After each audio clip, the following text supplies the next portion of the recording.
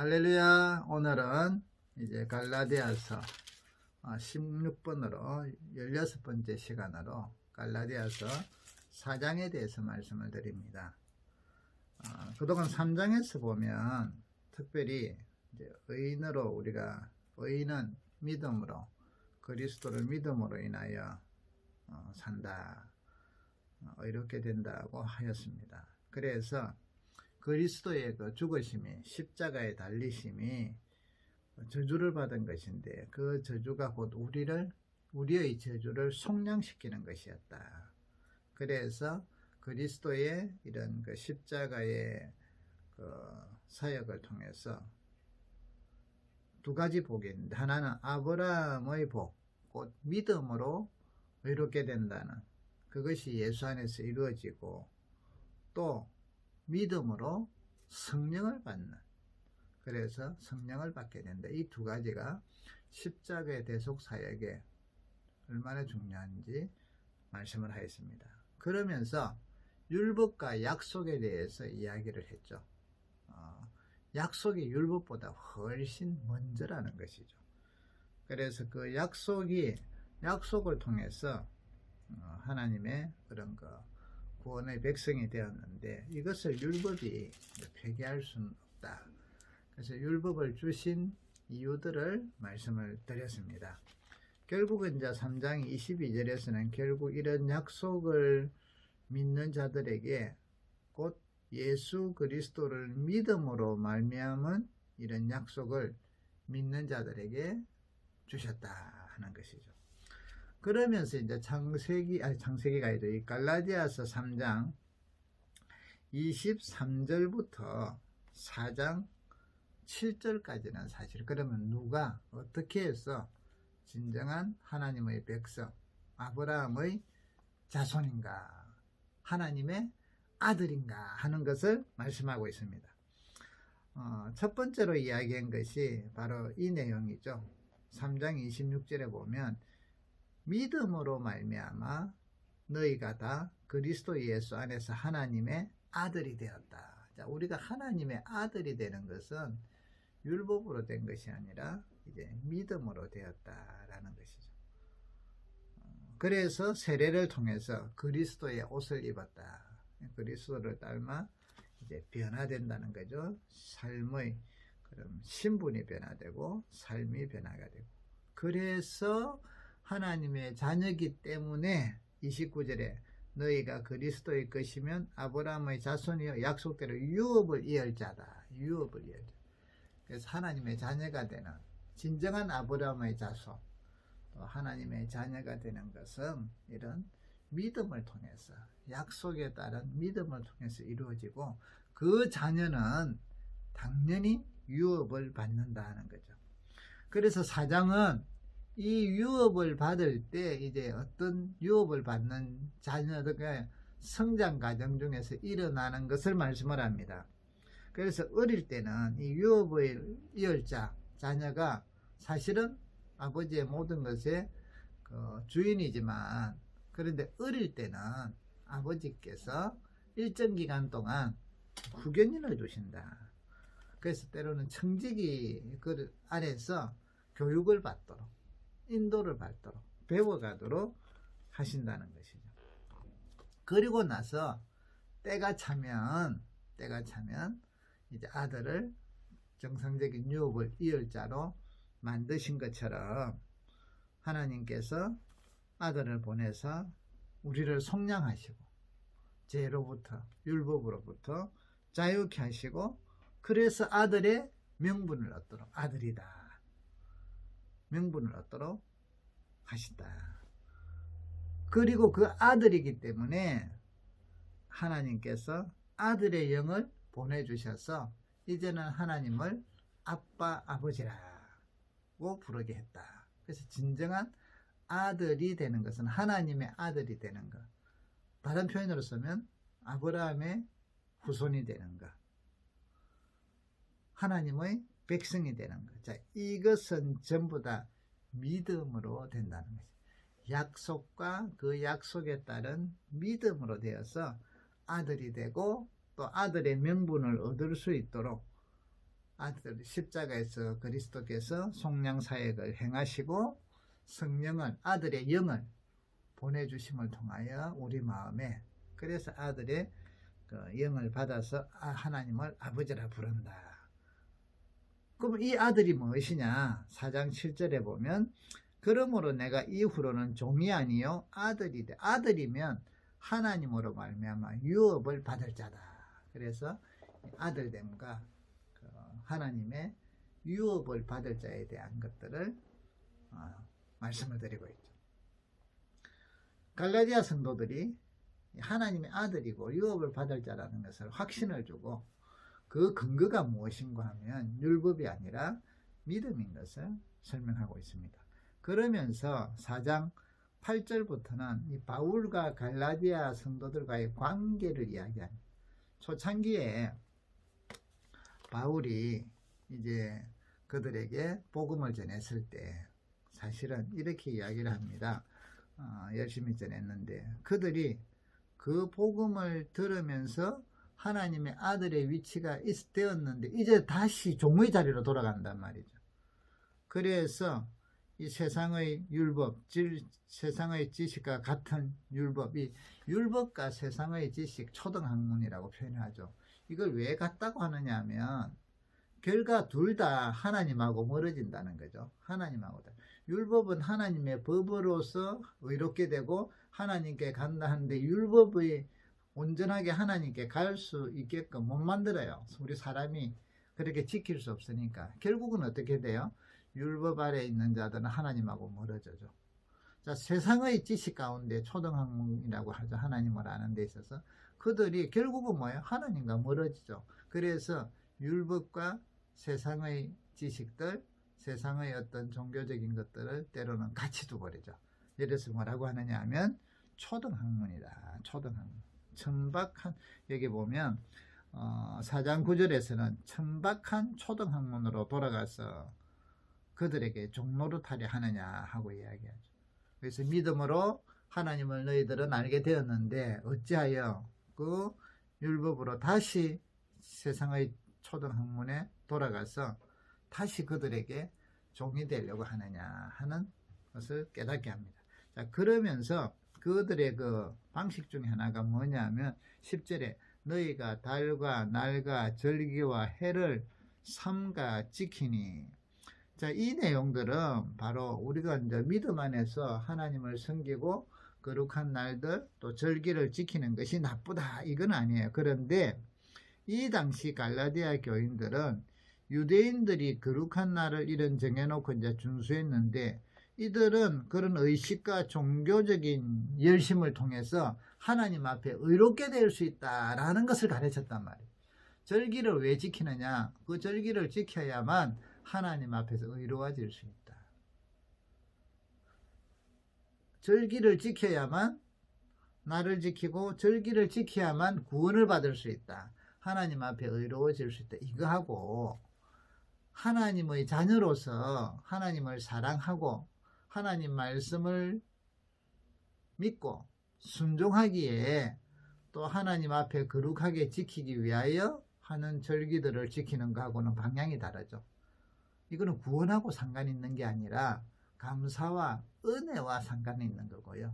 이 유대주의 율법들은 지금 이런 여기서 날과 달과 절기와 해를 삼가 지킨다. 이런 유대인들은 이걸 지켜야만 구원을 받는다. 의로운 백성이 된다. 이 문제 때문에. 그래서 이들은 종교적인 열심을 통하여 이 종교적인 열심이 공로가 되어서 하나님 앞에서 의롭게 될 수 있다라는 그 사상이 깔려 있다는 것이죠. 그렇게 가르친다는 거죠. 그렇지만 우리는 오직 그리스도를 믿는 믿음으로 의롭게 된다 하고 가르치는 게 복음이라는 거죠. 그래서 이제 여기 말씀하죠. 이런 날과 달과 절기와 해를 삼가 지키니 내가 너희를 위하여 수고한 것이 헛될까 내가 두려워. 바울이 얼마나 애써서 이렇게 복음을 전했는데 이제 그게 허무하게 될 것 같아서 그게 두렵다는 것이죠. 자, 그러면서 옛날에 이제 과거에 갈라디아 교회에 처음으로 바울이 가서 복음을 전하고 또 갈라디아 교인들이 복음을 받아들이면서 그 둘이 얼마나 끈끈한 관계가 있었는지 몰라요. 그것을 다시 한번 회상합니다. 깨닫게 합니다. 그러면서 믿음으로 다시 설 것을 촉구하죠. 그래서 여기 이야기합니다. 12절에 보면 형제들아 내가 너희와 같이 되었는데 너희도 나와 같이 되기를 구한다. 나를 본받아라 이 말이죠. 너희가 내게 해롭게 하지 아니하였다. 13절 내가 처음에 육체의 약함으로 말미암아 너희에게 복음을 전한 것을 너희가 아는 바라. 너희를 시험하는 것이 내 육체에 있으니 이것을 너희가 업신여기지도 아니하고 버리지도 아니하고 오직 나를 하나님의 천사와 같이 또는 그리스도와 예수와 같이 영접했다. 자, 요 내용은 뭐냐 하면요. 이제 바울이 사실은 몸이 약했다는 것이죠. 육체의 약함으로 복음을 전했다는. 자, 그런데 이 당시에 그 유대인들도 그렇고 이 당시에 이 그 그리스 지역 또 이 소아시아 지역에도 어떤 몸에 병이 나거나 또 어떤 어려움을 당하면 그곳에는 신의 진노, 하나님의 진노다라는 사상이에요. 그런 개념들을 갖고 있었어요. 그래서 유대인들도 예수님 앞에 나면서부터 병든 사람은 이게 누구 죄 때문에 그렇습니까? 자기 죄입니까? 아버지 죄입니까? 부모의 죄입니까? 이렇게 물어보잖아요. 그러니까 병이 들었다, 어떤 어려움을 당했다 이러면 그들의 그 당시에는 이거는 신의 저주를 받은 자, 신에게 지금 진노를 받은 자라는 개념이 먼저 서 있던 때란 말이죠. 그런데 이런 시기에 바울이 지금 몸이 안 좋아요. 눈이 안 좋다는 말도 있고 아무튼 몸이 여기서 처음에 육체의 약함으로 말미암아 너희에게 복음을 자기가 병들어갖고 자기도 안 좋으면서 신의 말씀이다 하나님의 말씀이다 이게 듣는 사람들로 하여금 뭔가 앞뒤가 안 맞는 것처럼 여길 수 있는 이런 상황이었다는 거죠.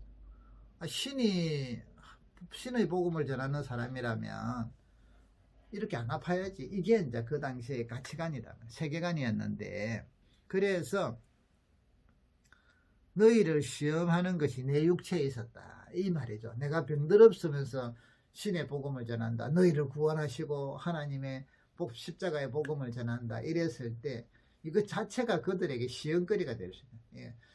좀 헷갈리고 자기도 하나님의 신의 저주를 받은 자가 무슨 이런 시에 그래서 복음을 받아들이기에 시험이 될 수 있었다는 것은 힘들 수 있는 이런 상황이었는데 이 갈라디아 사람들이 이런 상황임에도 불구하고 바울을 업신여기지 아니했다는 거죠. 그리고 바울을 버리지도 아니하고 바울이 전하는 복음을 아멘하고 받아들이면서 믿었다는 것이죠.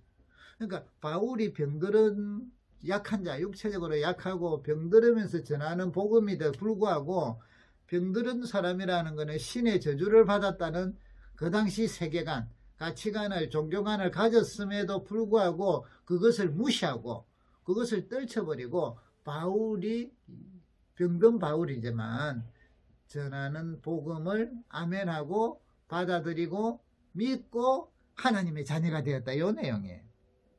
그래서 갈라디아 사람들이 참 얼마나 영적으로 깨어있어요. 그래서 여기 보니까 너희가 14절 업신여기지도 아니하고 버리지도 아니하고 나를 하나님의 천사와 같이 또는 그리스도 예수와 같이 영접했다. 이런 관계. 이들이 얼마나 바울을 사랑했느냐 하면 그 복음을 사랑했냐면 바울은 이렇게 이야기합니다. 15절에 너희의 복이 지금 어디 있느냐 내가 너희에게 증언하노니 너희가 할 수만 있었더라면 너희 눈이라도 빼어 나에게 주었어요. 바울이 이제 아마 눈이 안 좋았나 봐요. 그래서 눈에 병이 든 사람들 이런 사람들은 또 이런 신의 저주를 받았다 이런 개념이 있는데 이들이 얼마나 서로를 믿고 사랑했느냐 하면 할 수 있었더라면 너희들이 눈을 빼서라도 나에게 도와주었을 것이다 이 말이죠. 자, 그러긴 이런 끈끈한 관계였는데 이런 믿음과 사랑이 있었던 관계였는데 지금 이들이 율법으로 빠져서 잘못된 길로 가니까 바울이 얼마나 그동안 자기가 수고한 것이 헛될까 봐 두려워하는 게 기정사실이죠. 그래서 이제 16절에 보니까 그런즉 내가 너에게 참된 말로 함으로 원수가 되었느냐. 17절 그들이 너희에게 대하여 열심을 내는 것은 좋은 뜻이 아니고 오직 너희를 이간시켜 너희로 그들에게 대하여 열심을 내게 하랴. 자, 우리 믿음 생활에서 열심이라는 것은 중요하죠. 누구든 간에 하나님이 우리를 사랑하시고요, 복음을 이해시키고 하는 게 하나님의 열심, 하나님의 사랑이다. 그래서 우리가 바울도 내가 아버지 하나님의 열심으로 열심을 내노니 이런 표현을 써요. 우리가 이런 것에서 하나님을 향한 열심이 아주 중요합니다. 믿음의 모습이기도 하죠. 그런데 여기 유대 율법주의자들, 이 사람들이, 이단들, 거짓 교사들이 내는 열심은 그 열심하고 다르다. 하나님의 열심은 그 속에 사랑이 있고 자기 희생이 있고, 그래서 누구에게? 하나님께 향하도록 만들어요. 그런데 이런 거짓 교사들의 열심은, 이단들의 열심은 엄청나게 열심을 내고 자기들을 줄 것 같이 하는데 결국은 목적이 자기들의 이익이라는 거예요. 자기 쪽으로 향하도록, 내 편을 만들도록, 나의 수하가 되도록, 우리 그룹이 되도록 여기에 집중하는, 하나님보다 자기들이, 자기 그룹들이. 이게 잘못된 열심이라는 거죠. 그래서 이들이 내는 열심은 사실은 좋은 게 아니다. 너희를 오히려 이간시켜서 복음도 잘못 이해하게 만들고, 그리스도를 대항하게 만들고, 사도들을 대항하게 만들고, 그래서 결국은 누구를? 하나님께 열심을 내는 게 그들에게 열심을 내도록 하게 하는 거다. 이게 이단의 속성이에요. 이단들을 보세요. 막 열심을 내고 자기들을 사랑하고 이러는데 결국은 뭐예요? 그들의 그 모든 열심을 하나님께, 말은 하나님인데 자기가 하나님이잖아. 자기들 쪽으로 오잖아. 그래서 모든 것들이, 이단에 가는 사람들이 가정적인 파탄이 일어나고 경제적인 파탄이 일어나고 영적인 파탄, 그래도 그들은요 거기에 빠졌어요. 이제 이 사람들이 하나님이라 한단 말이에요. 신천지의 이만희 열심을 내게 해놔놓고 결국은 자기한테, 자기는 막 궁궐 같은 데 살잖아요. 많은 사람들은요, 기초생활 수급자들 그것 받아가지고도 다 그려내야 돼. 이런, 결국은 하나님이, 자기가 하나님이니까 자기한테 열심을 내라 이렇게 되죠. 여기 이제 그 이단들, 거짓 교사들, 그 예나오른에는 똑같죠. 뭐 하나님의 교회도 마찬가지고요, 똑같아요. 통일교도 마찬가지고, 천불교, 문선명이도 마찬가지고, 전부 열심을 내게 해서는 다 자기한테, 자기가 하나님입니다. 바로 이 내용이죠. 그래서 오직 너희를 이간시켜 너희로 그들에게 대하여 열심을 내게 하려 합니다. 그러니까 우리가 영적으로 말씀 안에서 이게 바로 서는 게, 분별하는 게 얼마나 중요한지를 우리가 다시 한번 깨닫게 되죠. 그래서 이제 13절 보세요. 좋은 일에 대하여 열심으로 사모함을 받으면 내가 너희를 대하였을 때뿐 아니라 언제든지 좋다. 하나님을 향하여, 좋은 일을 위하여, 주님의 사랑을 전가하기 위하여 열심을 내는 것은 나도 그리 했고 너희들도 나를 본받고 이런 것은 해라 이 말이죠. 계속 해야 된다. 그런데 조금 전에 말씀한 것처럼 자기들의 이익을, 아닌 것 같은데 결국은 자기들의 이익으로 끌어들이는 그 열심은 분별해라는 거죠. 자, 이 좋은 열심은 결국 19절에 나의 자녀라 너희 속에 그리스도의 형상을 이루기까지 다시 너희를 위하여 해산하는 수고를 한다. 이 바울도 이 열심을 내는데 이제 다시, 지금 이제 빗나가 있으니까 이들을 다시 그리스도 안으로 끌어들이려고 하는 애씀을 이렇게 표현하죠. 해산하는 수고. 그래서 너희가 그리스도의 형상을 이루기까지, 그리스도의 형상으로 이루기까지 내가 해산하는 수고를 한다 하면서 고백을 하고 있습니다. 오늘날 여러분, 우리가 이 교회에서도 믿음 생활하면서 열심을 내기를 바라요. 그런데 그 열심이 자기 중심이 되지 않기를 바라요. 내 패를 만들고, 나의 쫓아가는 그룹을 만들고, 나의 주장이 힘을 얻게 만들고, 이거는 다 배우가 사탄의 일이에요. 사탄의. 결국 교회 안에서도 이간질하고 교회 안에서도 문제가 발생해요. 그 교회 안에서 문제 있는 사람들의 그 배우를 봐봐요. 전부 다 결국은 자기 중심이라. 내가 어떻고, 내 자존심이 상하고, 내 세력을 발휘하고, 그래서 어느 파, 무슨 파 이리 나오잖아요. 어느 사람 중심으로 하나님을 섬기도록 각자가 그리스도의 형상을 닮아서 가도록 애를 써서 나를 거치는 게 아니라 그가 바로 하나님.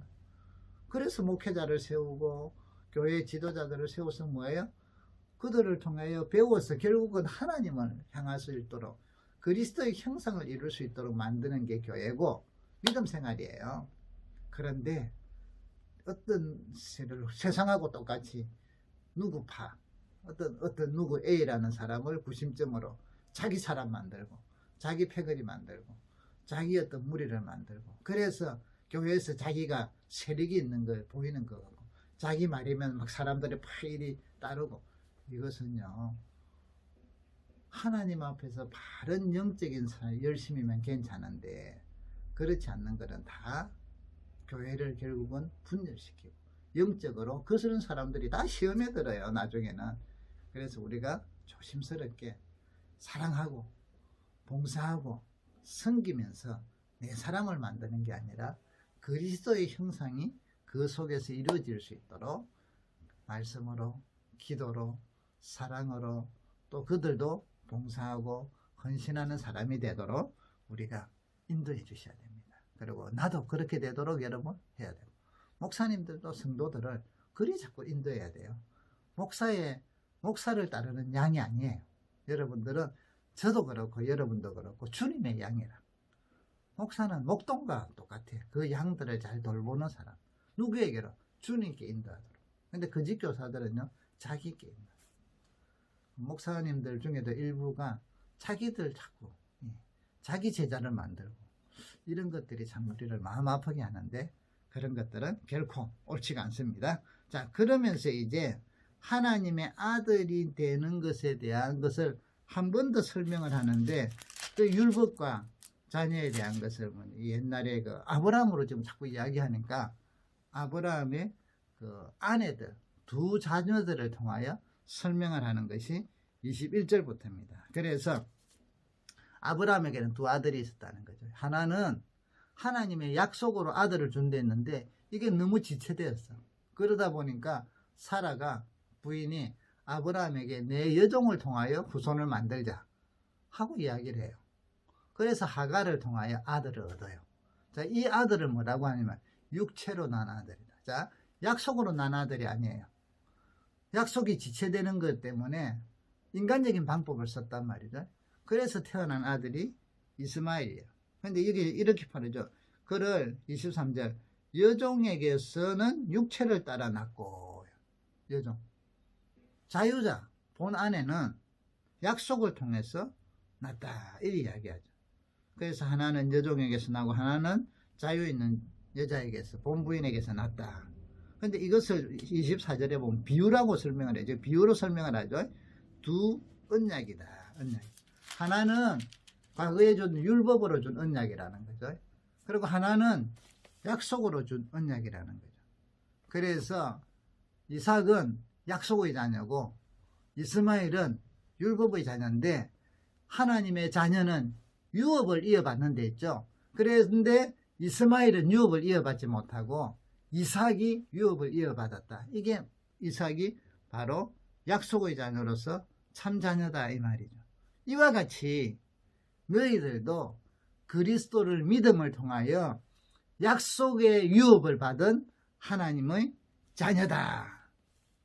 율법으로 가는 사람들은 종의 자녀로서 유업을 상속을 받지 못한다 하는 것을 비유를 통하여 아브라함의 두 아들을 통한 비유를 통하여 자유자와 종의 자녀와 자유자의 자녀, 율법의 자녀와 약속의 자녀 이것을 설명하는 내용들입니다. 그래서 여기 보면 형제들아 4장 31절에 보면 우리는 여종의 자녀가 아니요 자유 있는 여자의 자녀니라. 그래서 5장 1절에 그리스도께서 우리를 자유롭게 하려고 자유를 주셨으니 그러므로 굳건하게 서서 다시는 종의 멍에를 매지 마라 하면서 이제 그 자유자, 상속자, 하나님의 자녀에 대해서 설명을 하고 있습니다. 여러분, 우리가 하나님의 자녀가 되고 또 믿음을 통하여 하나님의 자녀가 된 사람들은 유업을 받을 상속자라는 것을 기억을 하시기를 바랍니다. 그래서 세상의 것들로 잘못된 가르침, 율법주의라든지 이런 것에 현혹되지 말고 우리가 그분의 사랑과 그분의 은혜를 깨달으면 깨달을수록 더 열심히 사랑하고 더 열심히 섬기고 더 열심히 봉사하고 더 열심히 헌신하고 이것은 지극한 거죠. 왜? 사랑의 감동이 크면. 이게 약속을 받은 자녀들의 믿음 생활이에요.